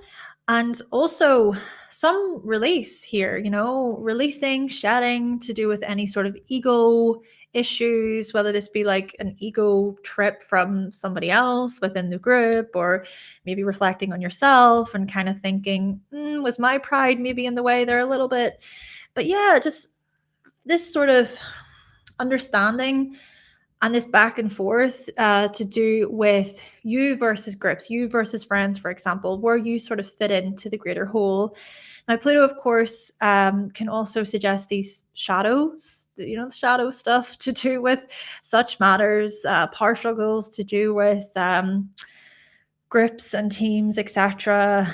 And maybe there can be going to the extremes a bit there as well, and how it is that you sort of navigate that may be a challenge. Of course, Libra, you love, like, there's the balance, right? And if things do go to the extremes, that can be difficult for you to try to bring it back to a healthier equilibrium. Still, Jupiter in Taurus in the 9th house, I think, or the 8th house rather, this is a good sort of resolve for you. And I think this brings it to, okay, like, what is it that I'm actually feeling? How can I regulate my nervous system? How can I regulate my body here? How can I bring myself back to a center point? Really doing that psychological deep dive and really looking into your own sort of unconscious fears and drives and motivations, maybe to do with security, to do with support, to do with your own sort of self-worth. But here's the interesting thing about it. The sensitive point is the 2nd house. Of course, you've got Scorpio in the 2nd house. So that sensitive point could be where there's a lot of fears here actually coming up for many Libras during this full moon, where it's like, I'm fearful about how I'm perceived, or maybe there's some sort of resistance or power struggle or power play to do with your self-worth, and maybe how this can show up. This can perhaps show up in ways where maybe it's not so noticeable above the surface, but like there's just something about your worth that is triggered, and it's like, I don't know how that sits with me. And this stuff could maybe even, of course, be related to the friendship stuff or the romantic relationship stuff. But with this fixed energy, it is about something needs to give. Something needs to give. And maybe what can really help with this is it's trying to consider all of the sort of moving parts, or it's trying to maybe help yourself by seeing that there's past situations that are also triggering stuff within you. It's like there's stuff from the past that you can sort of feel and sense. That is interesting because the South Node is still in your 1st house, right? And the South Node can look at the past there. Right, so we're gonna move on.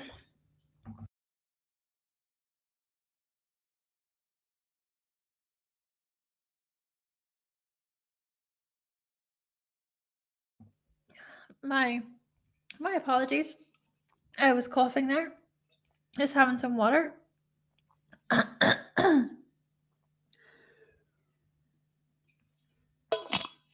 Okay, we're gonna move on to Scorpio now.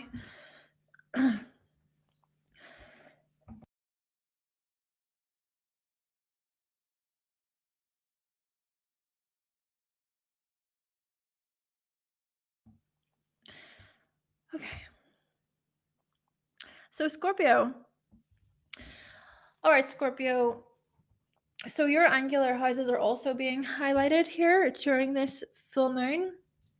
So what we notice here is that you have the Sun and Pluto in the 4th, and then you have the Moon in the 10th and Jupiter in the 7th. So what's being ushered in for you, Scorpio, are these major transitions and renewals to do with your emotional security, your emotional needs. Also thinking about where you belong, like where you feel safe, where you feel quite settled. This, of course, can be through home and family, thinking about the people you live with just in general, but this can also be through your own emotional needs, right? Your own emotional security and what you need in order to feel secure in this way, what you need in order to feel nurtured. So there could be something very new and innovative being ushered in with Pluto here. Now, the moon is also in the 10th house opposite. So there also seems to be this greater focus on on where you show up in the world, like your role, your position within the world, what you're known for, the sort of position that you hold, and how it is that you want to be seen, you would like to be seen. There could be something quite releasing about this. So, for example, releasing um, any sort of issues to do with pride or to do with how it is that you're seen. I feel like this could be where just something needs to sort of budge, something needs to give, and as well how certain releases can help you sort of become stronger, more powerful, more established. But I think the main thing with this, Scorpio, is really thinking about integrity and dignity and respect, honor as well. I think these things are becoming quite apparent. And in this way, it could very well be, Scorpio, that there's just a certain position or way of doing things within a position that just doesn't really serve you anymore. And so maybe there is that release present because you realize that's not for me and it's not what I want. And what I also want to mention, of course, is Pluto is opposite. And this Pluto energy can suggest having to address your shadow when it comes to success, when it comes to purpose, when it comes to your life path. It's like, what does the future hold? Is there another way? Is there something here about how you feel that you may perhaps see as more objective, because it is Aquarius energy there in the fourth house. But there's something that's trying to get through, and it's trying to get you to see, and get you to ask yourself these questions about success, about your achievements and what you want, and the accomplishments that you're trying to sort of aim for. It's like there's just a lot that's trying to push through and to come out, I think. And this could be quite there could be a bit of a hard dynamic, like a struggle, a challenge, basically, right? A challenge, a tension, a pressure. But it's also how you get these parts of you to sort of collaborate and work together, I suppose. And then Jupiter too, with the T-square.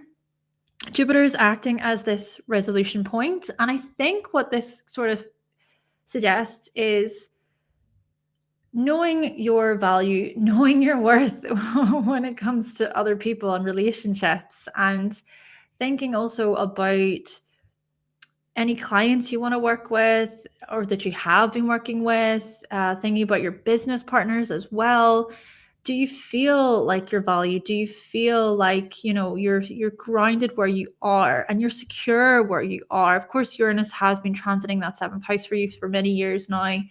So there has been like this jolting sort of chaotic energy, this whirlwind of a time when it comes to collaborations and so on.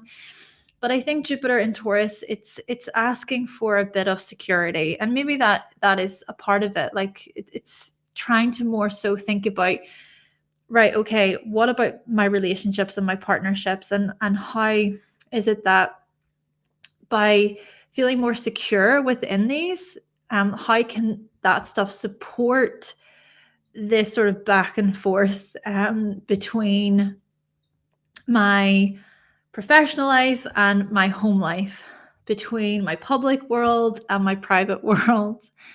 And then, of course, with Scorpio there being the sensitive point, and you've got Scorpio on the first. Oh, well, I mean, yeah, you already can be such sensitive people, right? You can be such intense, profound people. So you're going to feel all the feels, I think. And whilst you may not necessarily express or share these feelings outwardly, Scorpio, it's all happening on the inside. And I just think that, yeah, you're going to be moved quite passionately, let's just say, during this full moon. So we're going to move on to Sagittarius.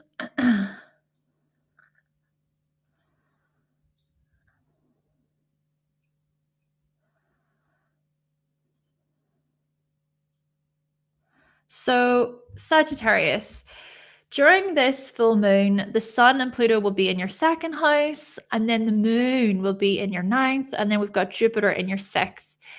So I think what's being ushered in for many Sagittarians, oh my gosh, yeah, it's a lot to do with communicating your unique ideas, communicating your unique visions, and being this visionary, right? You already are such visionary people.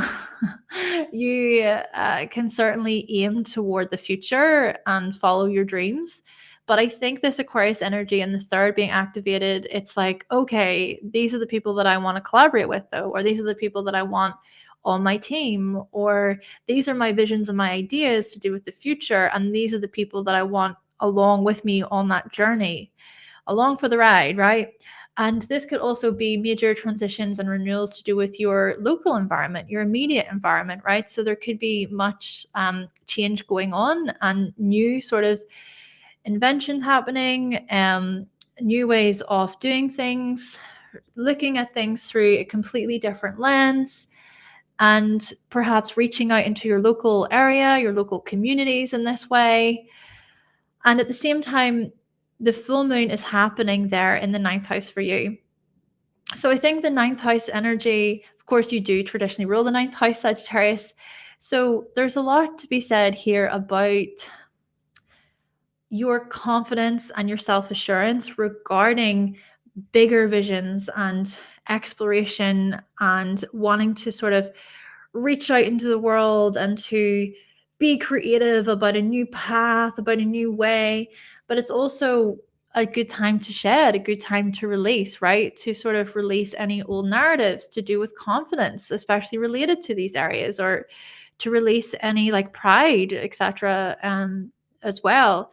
And to also relate more on this level of knowledge and gaining new insights and new information and fresh ideas. This is what I'm getting from this, Sagittarius. And you may be all for this, and it's exciting.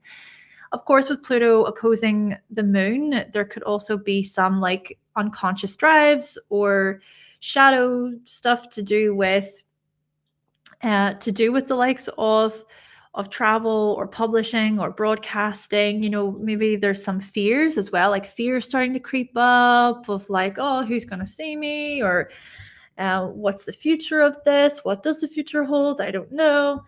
But yeah, I just think this could very well come up for you. And it's also about having this strength, right, coming from a place of heart. Now, Jupiter is in the sixth house and acting as a bit of a resolve. So Jupiter in Taurus could very well look at, do you know what? How about you just hold on to the value related to your work and your services, and even thinking about ground yourself here, Sagittarius, focus on your health, you know, or even just see that there's so much value that you already provide when it comes to your work and services. And there's already so much wisdom that you have to share, and there's all this experience that you've also accumulated. And I think it's just about slow and steady, Sagittarius. Okay, you're not going to get there overnight. Just there's so much like exciting stuff coming up for you, I think, in this way. And I think Taurus in the sixth house is helping you just stabilize things a bit and steady things a bit. And the other thing is Scorpio is the sensitive area, and that's in the 12th. So, you know, I'm kind of saying all this, but then with Scorpio in your 12th and acting as this sensitive area, Sagittarius, yes, you can be known as being like very free spirited and inspirational and the life of the party and fun, etc. But you do also have this inner part of you that is so deep and sensitive and emotional, and you care a lot. And I think that this full moon could very well like bring these feelings up to the surface a bit. But it's also about how you nurture yourself through such moments. Maybe just a little bit of rest could be quite helpful for you. Okay, so we're moving on to Capricorn. Oh, my apologies. So Capricorn, this full moon is happening in your 8th house, and then we see here that the Sun and Pluto are in your 2nd house, and then Jupiter is in the 5th. So interesting for you, Capricorn. Of course, Pluto's just left your sign. So, what has evolved for you? What's really changed for you when it comes to your identity, your aims, your goals, your ambitions, your physical appearance? Woof, perhaps you are so resilient and you're so strong, and like you've really evolved. You've like evolved past outdated ways of doing things, ways of showing up in the world, etc. Now, with Pluto entering your 2nd house, what's being ushered in for you, Capricorn, is like this real um this like real focus to do with your materials and your resources, and wanting to like build and wanting to evolve there, wanting to innovate there. And perhaps as well, this is about your physical security and how you can change things around and how you can progress further. And it's also speaking to the self-worth piece. I've been talking quite a bit about the self-worth piece to do with the 2nd house. So this could very well look like many Capricorns just changing on such a psychological level that like nobody can tell you anything. It's like, I know my worth. I know what I'm about. I really don't, I don't need to answer to this person or that person. It's this type of energy. It's just, yeah, it's transforming in this way.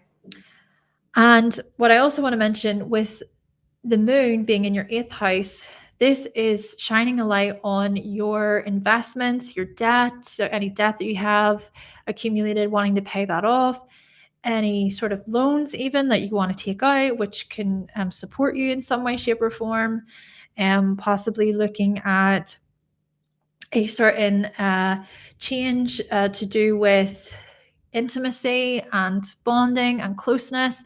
There could be a release, right? Something needs to be let go of, something needs to budge, if you will. And so this can help you with this can help you sort of feel more connected, right? Because there is an emotional release of some kind.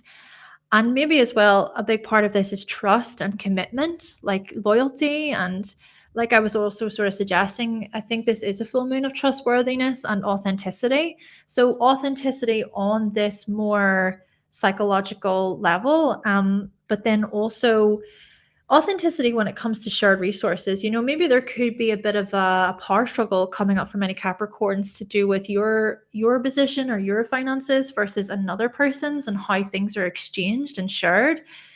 So there could be some like unconscious drives and motivations there regarding these more financial, physical, material matters. So that could be something just to be cautious of, perhaps. But again, with the challenge and everything, there is also the ability to kind of overcome, or to try to reach some sort of compromise, or to try and maybe lean more on that Jupiter energy, right? So Jupiter is in Taurus, and this can be the resolve, right? This can maybe help in terms of, okay, well, let's think about the 5th house through a lens of romantic partners and relationships. And, maybe in this way it is about, okay, how can I really value what my romantic partner has to say? But then it's also how things play out for me. And there's just more of a willingness to like listen and value each other's sort of views. So romantic partners could be a part of this. But this could also look at you maybe valuing your own sort of pleasures and desires in this way. Yeah, because there could be some of this push and pull when it comes to your own personal self-worth versus your own psychological stuff. Um, and then maybe Jupiter in Taurus is reminding you that uh, actually maybe the inner child is trying to push through. Maybe there's something about childish tendencies or something about your individuality that needs to budge. So I just, again, the fixed energy is so much, it's such a resisting energy, right? Fixed energy, it's like, I'm not budging, I'm not moving. But maybe it is about, okay, but something actually does need to give if you want things to progress or change in some way. Now, I'm saying this all with love, Capricorn, but there could be this sensitive point, right, with the 11th house. And maybe the sensitive point, it's like a trigger to do with community, to do with belonging, right? Maybe this sort of back and forth, the power struggles to do with you versus intimate partners, or when it comes to romance and love and who shares what and who does this, and da, da, da, da. Maybe a lot of that stuff actually comes from the the need for belonging, right? The need for belonging, and maybe there's some resistance and some fear there coming up, Capricorn. Ah, this is what I've said in an Instagram reel. This full moon is so much about deep soul diving. Like, it's a really psychological full moon. Okay, so Aquarius.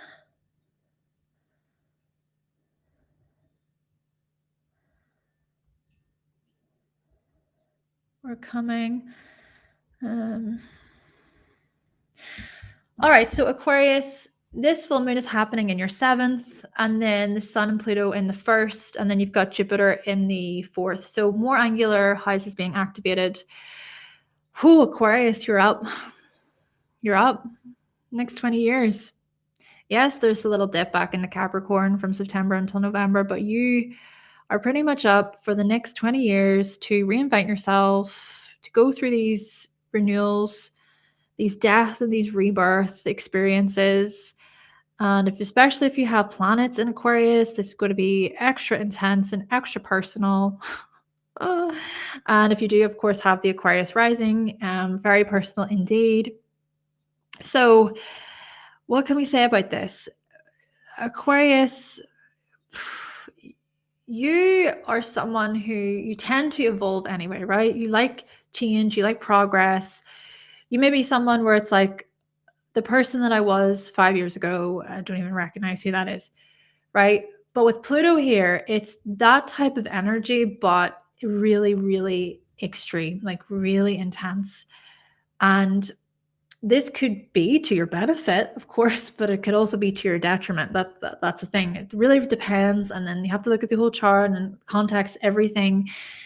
But yes, major transitions here to do with your life path, to do with your trajectory, to do with your aims, your ambitions, your goals, thinking about your identity, your physical body here. We're going to see how much you're going to transform, Aquarius.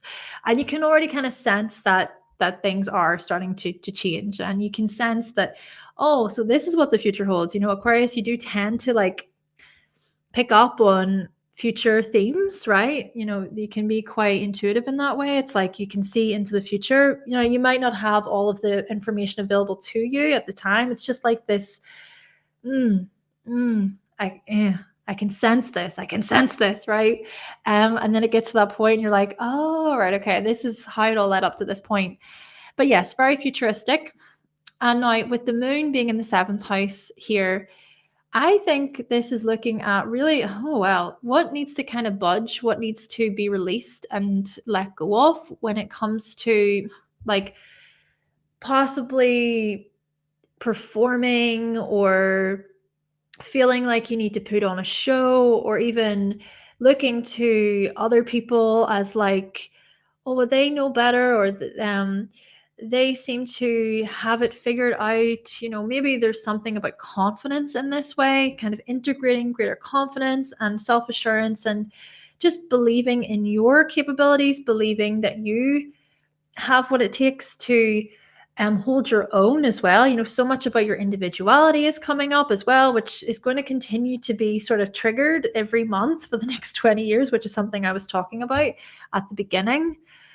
But yes, this could even be clarity, like real clarity to do with partnership, relationships, collaborations. Who do you want to collaborate with? Who do you want to collaborate with, Aquarius, right? It's almost like what's going to happen is there's going to be so many options in this way. Like things are going to open up for you, and you're going to realize that like there's so many people that you want to talk to and connect with and relate to. And yeah, maybe this moon in Leo is going to be quite influential for you and quite inspiring and encouraging as well. Yeah, feeling that love, feeling that appreciation from other people, hopefully.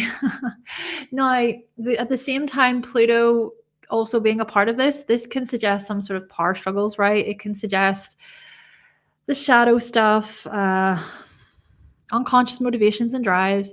So be cautious of power trips, Aquarius. Be cautious of the power trips.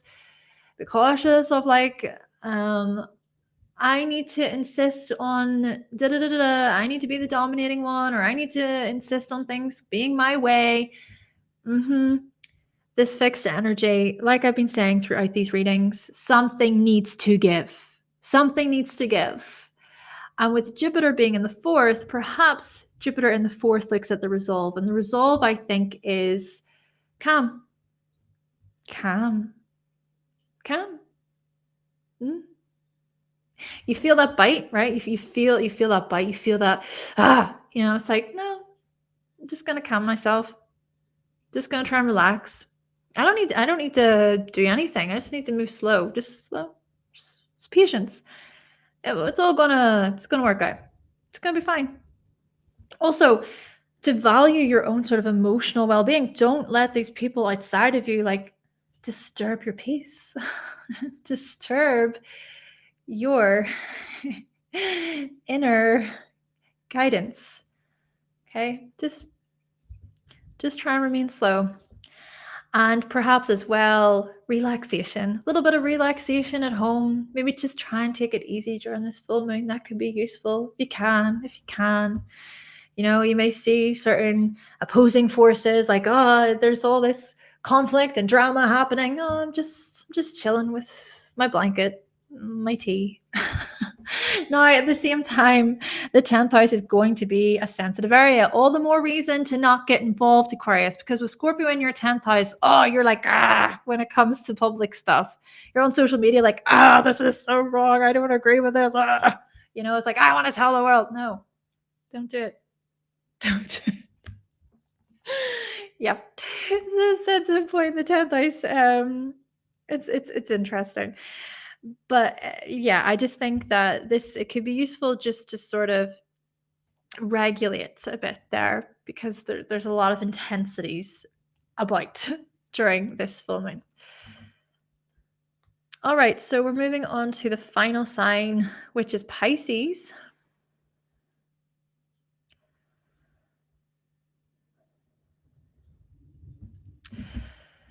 So lastly, Pisces. Right. So you've got the Sun and Pluto in the 12th, Sun and Pluto in Aquarius in the 12th, and then you have the Moon in the 6th, along with Jupiter in the 3rd. So this 10th house energy, this 12th house energy, I think is so much about Pisces. Oh my gosh, Aquarius has just went through this. But oh my gosh, Pisces, you are going to evolve on this deeper level, evolve when it comes to like who you are out of the public. This to me is the energy that says, I'm just going to be in solitude for a bit. Of course, I'm not saying in solitude for 20 years, but it's like taking more time to focus on what you're like out of the public eye, and maybe reinventing yourself behind the scenes, and nobody sees it. Like nobody sees the transformations that are unfolding, but you can feel them. You can feel them. And so this could be quite a contemplative time, right? A lot of reflection, a lot of journaling, a lot of healing, psychological understandings, like rewiring of the brain. Maybe you're really going to get into science during this time a lot, like looking at medicine, looking at healing, thinking about how it is that you wish to go within and connect with shadow, your unconscious, what themes and drives are underneath the surface, Pisces. And with the moon being in Leo and the sixth house during this full moon, it's like, oh, so much is going to come to light to do with work and services, and being proud as well of how it is that you show up within work, and feeling bold and feeling courageous about it all, and just having this eagerness, and letting go as well of any sort of issues to do with confidence in this way as well, right? It's like, I don't need to prove myself, right? I know that I have this information, and I know what it's worth. And then also, maybe it's about making more time for creativity as an everyday thing, right? As an everyday thing. It's like practicing your creative hobby, your art form a little bit each day. And maybe the full moon in Leo energy is like, I'm inspired, like I'm full of life, I'm full of energy.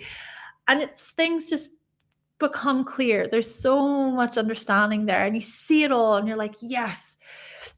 But then again, this could also be the shadow stuff, right? So thinking here about any the unconscious drives and shadow to do with um co-worker relationships, thinking about power struggles, for example, thinking about co-workers who are kind of conceited and a bit arrogant, and you're like, I can see that you're so egotistic and I want to tell you, but you're like, no.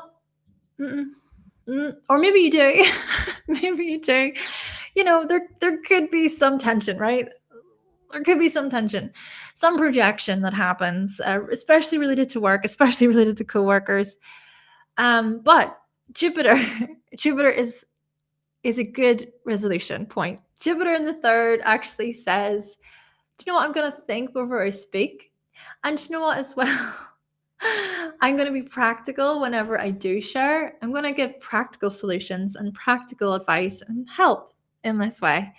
And maybe as well, this is about you knowing your worth when it comes to communication, when it comes to your studies, how you educate, how you share, etc., how you communicate, etc.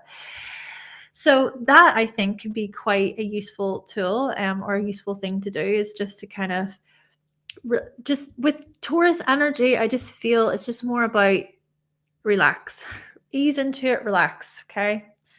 Pay attention to your body sensations. You don't have to make a decision right away, but just having that ability to take it a bit slower and relax. Now, this could also look at a resolve in some way to do with everyday sort of local interactions, right? That could be another thing, right? Or thinking about your neighborhood and thinking about cousins and siblings. Maybe having a sort of heart-to-heart chat with a certain sibling can help you put your mind at ease. Now, this as well is fixed energy, like I said, and so something does need to give.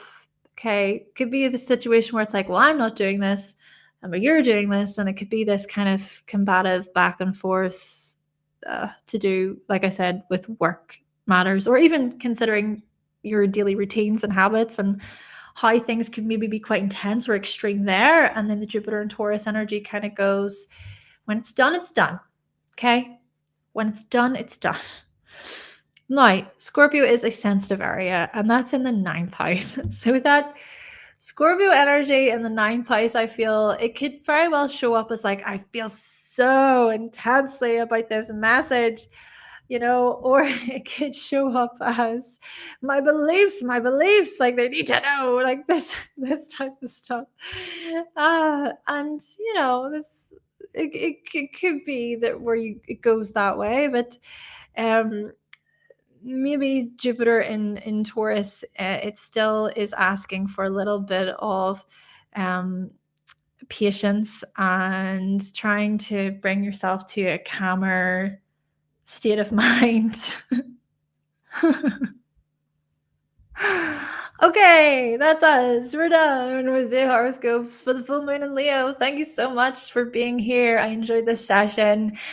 And if you do want extra astrology content early, you can join the Patreon. There's forecasts over there, behind the scenes information. I'm going to be talking about the secondary progressed sun over there tomorrow, and PDF guides. So yes, if you're interested in joining the Patreon, you can. Links are down below. And if you did enjoy this session today, okay, with all these horoscopes, you can always buy me a coffee, right? That is a possibility. No pressure, of course. But yes, you said this is nuts. Your sun sign is Aquarius. A few years of this in a different capacity. Yes. Yes. Interesting. Yeah. Yes, the ego can be healthy. The ego is also necessary.